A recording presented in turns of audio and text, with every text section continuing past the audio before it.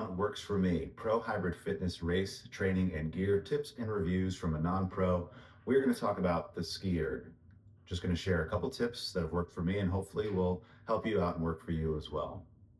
Happy to say that today's episode is brought to you by Resolute Coffee, my go-to coffee brand from out in Redlands, California, run by Brian Seegers.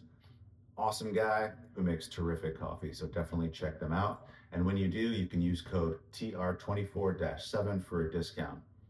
You can also find that link in my bio on Instagram at John Ross-Wiley. All right, let's get into it. The Ski Erg. Okay, so the first thing you're going to want to do is get the fan going. Once you get that fan going, you can really start to settle into your pace, whether it's for a race or for training. You're going to want to find that easy pace, but before you do that, you're going to really want to rev it up and get the fan going. The way that I do that is with a half pull, about a 3/4 pull, and then a full pull, and then I'm into that rhythm. Let me show you.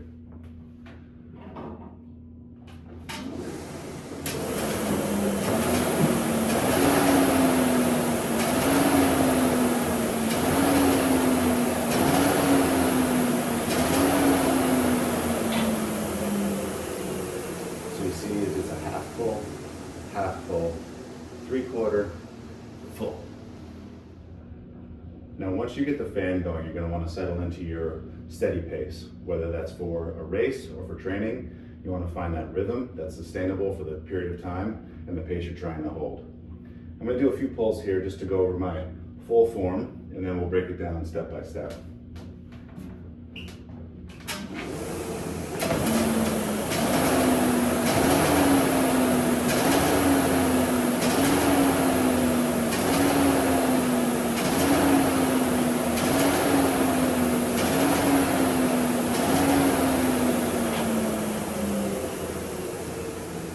Okay, that's my full form. Let's take a look at it in pieces.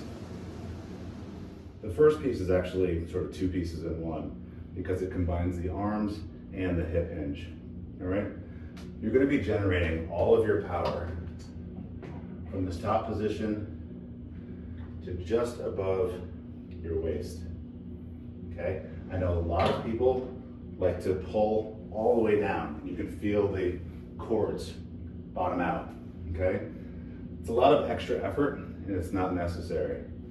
The other piece about that is by doing so, by bottoming out the cords, almost necessarily you're in the squat position so that over time, on top of working through the Ski Erg, you're also doing air squats.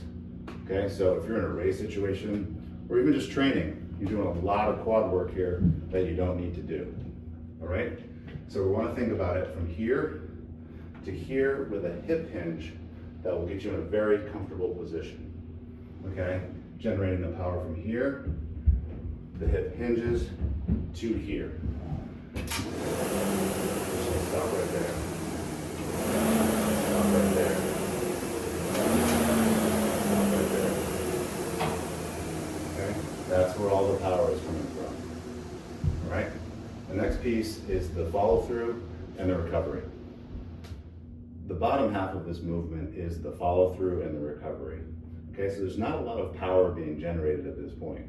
From the hips down, I am just going to follow through. At this point, I'll be in this position.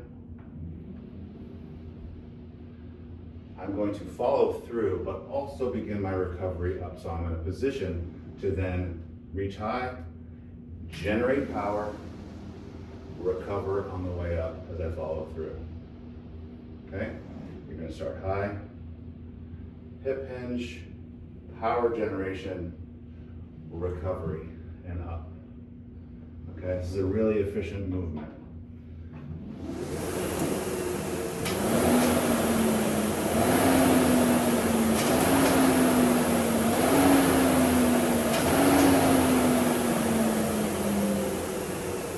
Not a lot of knee bend, so I'm not blowing out my quads, okay? And it's allowing me to recover and get into my next pull because you want all that power generation, you want to get to it as quickly as possible. Now, a lot of people ask about which damper setting to use, and I have a very unsatisfying answer, which is it kind of depends and it's really up to you. If you're up at a level 10, it's going to be a harder pull, but you're going to be able to generate a lot of power. You're going to be bringing in those lat muscles, the shoulders and the triceps to really give that a good pull. The hip hinge will be strong and you're going to be able to generate a lot of power. Okay, but you are going to tire those muscles. Okay, and it's going to be a harder slog all along.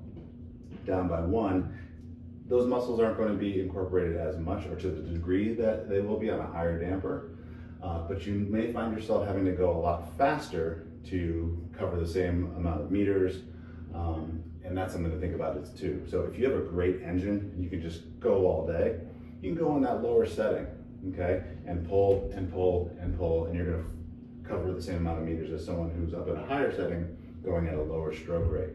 All right, it's all up to you and what's comfortable with you. So my advice is trial and error.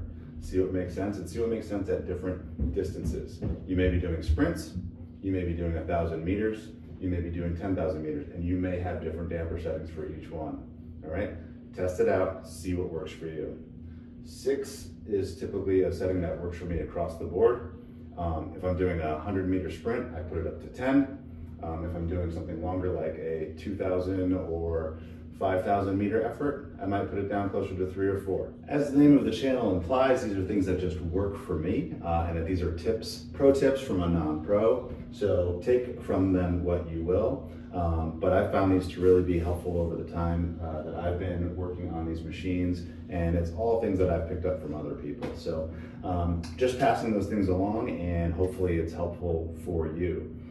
If you like what you see here, I hope you'll like the video and subscribe to the channel. And also make sure you go ahead and find me on Instagram at John Ross-Wiley. That's where I post all of my workouts, and hope to see you there. Thanks for tuning in.